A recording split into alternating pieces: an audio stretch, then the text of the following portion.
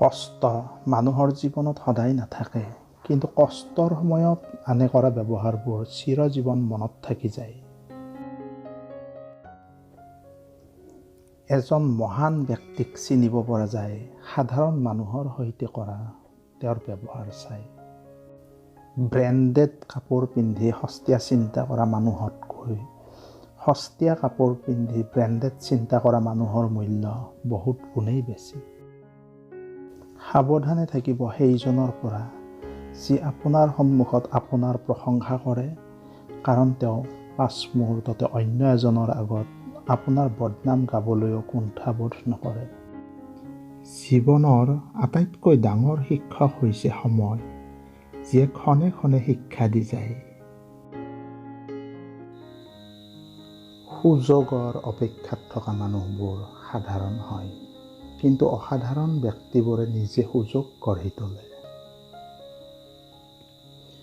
মানুহে কেতিয়াও আইনা নাচালেহেঁতেন যদিহে আইনাত প্ৰতিচ্ছবিৰ সলনি চৰিত্ৰ দেখা পোৱা গ'লহেঁতেন। জীৱনলৈ সমস্যাসমূহ আপোনাক ধ্বংস কৰিবলৈ নাহে, বৰঞ্চ সমস্যাসমূহে আপোনাৰ মাজত নিহিত হৈ থকা শক্তি, বিশ্বাস আৰু প্ৰতিভাক পৰিচয় কৰাই দিবলৈহে আহে।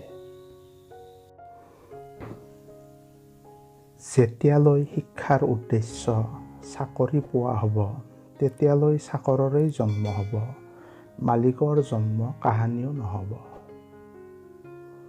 অকলশৰে আগবাঢ়িবলৈ শিকি লওক, কিয়নো আজি যিবোৰ মানুহ আপোনাৰ জীৱনত আছে, কাইলৈ নাথাকিবও পাৰে।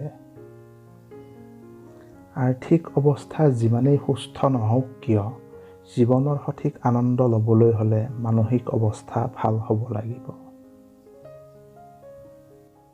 প্ৰকৃত পুৰুষে নাৰীক দাসী ৰূপত নহয়, ৰাণী ৰূপত চাবলৈ বেছি পছন্দ কৰে।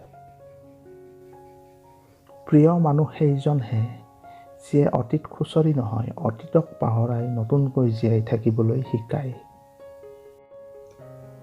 আমি সেইজনৰ বাবে জীয়াই থাকিবলৈ শিকা উচিত, যিজন আমাৰ বাবে মৰিবলৈও সাজু।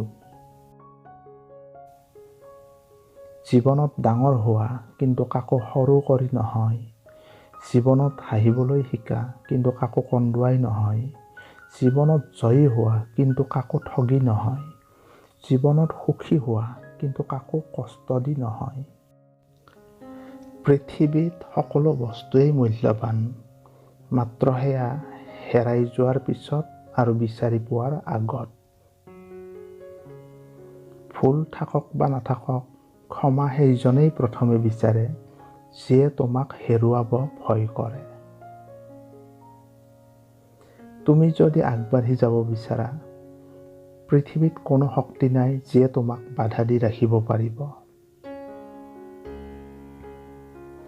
এজন মানুহে আন এজন মানুহক কৰা শ্ৰদ্ধা আৰু নাৰীক কৰা সন্মানৰ পৰাই অনুমান কৰিব পাৰি যে তেওঁৰ পাৰিবাৰিক শিক্ষা বহুত বেছি ভাল। জীৱনত খালী পেটে আৰু খালী জেপে যিখিনি শিক্ষা দিয়ে, সেয়া কোনো বিশ্ববিদ্যালয় বা শিক্ষকে শিকাব নোৱাৰে। নমস্কাৰ বন্ধুসকল, যদি ভিডিঅ'টো ভাল লাগিছে তেনেহ'লে লাইক কৰিব, কমেণ্ট কৰিব, আনলৈ শ্বেয়াৰ কৰিব, লগতে চেনেলটো ছাবস্ক্ৰাইব কৰিবলৈ নাপাহৰিব। আগলৈও সুন্দৰ সুন্দৰ ভিডিঅ' আগবঢ়াবলৈ আমি যত্ন কৰিম। ধন্যবাদ।